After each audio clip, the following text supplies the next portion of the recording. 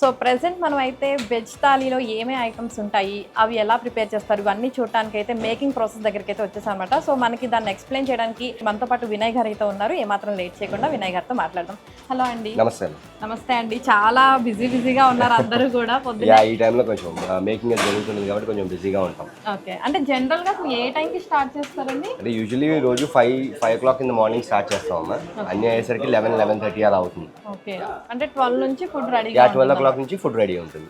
Okay okay. So అసలు థాలీలో ఎన్ని items పెడతారు? థాలీలో అప్ టు 20 ఐటమ్స్ దాకా వస్తాయమ్మా.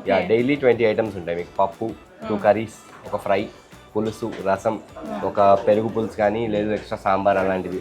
తర్వాత 2 kinds of rice items like pulihora and biryani కానీ కోకోనట్ రైస్ కానీ డైలీ మారుతూ ఉంటుంది. అలాగే 2 స్వీట్లు, 2 హాట్లు, పచ్చడి, పొడి అన్నిటితో కలిపి ఒక 20 ఐటమ్స్ దాకా ఉంటుంది. ఓకే, మొత్తం కలిపి ఒక 20 ఐటమ్స్ దాకా ఉంటుంది అన్నమాట. తినే వాళ్ళకి తినే అంత అన్నమాట మంచిగా.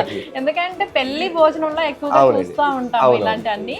సో మంచిగా ఒక పెళ్లి విందు తినాలి అంటే ఇక్కడికి వస్తే సరిపోతుంది. డెఫినెట్లీ. నాకు ఒకసారి చెప్తారా ఏమేమి ఐటమ్స్ ఉన్నాయి? ఈ రోజు ఏంటి స్పెషల్ మెనూలో? స్పెషల్ బొబ్బట్టమ్మ. ఓకే. సో అది పూర్ణం. సో అది ఇందులో పెట్టి అట్టులా కాలుస్తాం. మనకి ఇది చాలా ట్రెడిషనల్. లైక్ మన అమ్మమ్మలు తాతమ్మలు వాళ్ళు చేసేవాళ్ళు. ఈ రోజుల్లో నాకు తెలిసి అంటే ఉంటుంది కానీ ఇంత ట్రెడిషనల్ గా నాకు తెలిసి ఎక్కడ. డైలీ 2 స్వీట్స్ ఉంటాయి. 2 స్వీట్స్ ఉంటాయమ్మా. పూర్ణాలు, బొబ్బట్లు, ఈ రెండిట్లో ఒకటి గ్యారంటీ. సో ఇంకా వచ్చేసి బెండి ఫ్రై అమ్మా. కొన్ని ఆల్రెడీ మేకింగ్ అయిపోయి ఉంటాయి. సో ఇది బెండి fry.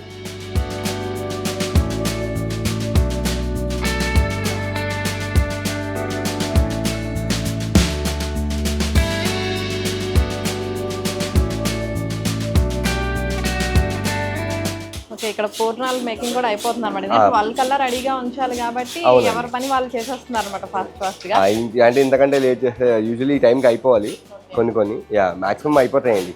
Already it's been 10:35. So main items already అయిపోతుంటే స్వీట్స్ ఏంటంటే లాస్ట్ లో వేస్తూ ఉంటాం అన్నమాట. అంటే ఇప్పుడు జనరల్ గా పూర్ణాలు అంటే పిండిది మాత్రం చేస్తారు, రవ్వ పూర్ణాలు ఇవి కూడా చేస్తూ ఉంటారు కదా? డైలీ చేస్తూ ఉంటామా. లైక్ ఇవాళ వచ్చేసి మనకి శనగపప్పు పూర్ణంతో తయారు చేసిన పూర్ణాలు ఉన్నాయి.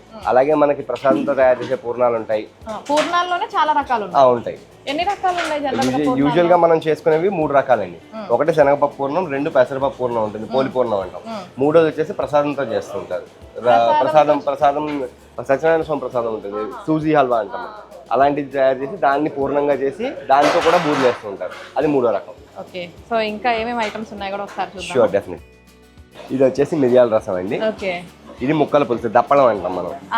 జనరల్ గా దొరికే సాంబార్ అన్ని చోట్ల దొరుకుతుంది. బట్ ఇది ట్రెడిషనల్ అనమాట. గుమ్మడికాయ, ఆనపకాయ అన్ని వేసి దప్పడం ఇది. సో ఇది కొంచెం ట్రెడిషనల్. ఓకే. అంటే ఇప్పుడు ఇందులో వాడే పొడులు అవన్నీ కూడా పాత పద్ధతి లాగా అన్ని అక్కడ అన్ని అలా తయారు చేసినాం. అన్ని మేము తయారు చేసుకున్నాం. ఇందులో తయారు చేసే కొన్నది కాదు. ఏది ఏ పౌడర్ అయినా కూడా లైక్ ఇట్ మే బి దప్పడం కానీ, సాంబార్ కానీ, రసం కానీ, లేదు కూరలు వేసే కూర పొడి కానీ ఏదైనా మేము తయారు చేసుకున్నది. ఓకే.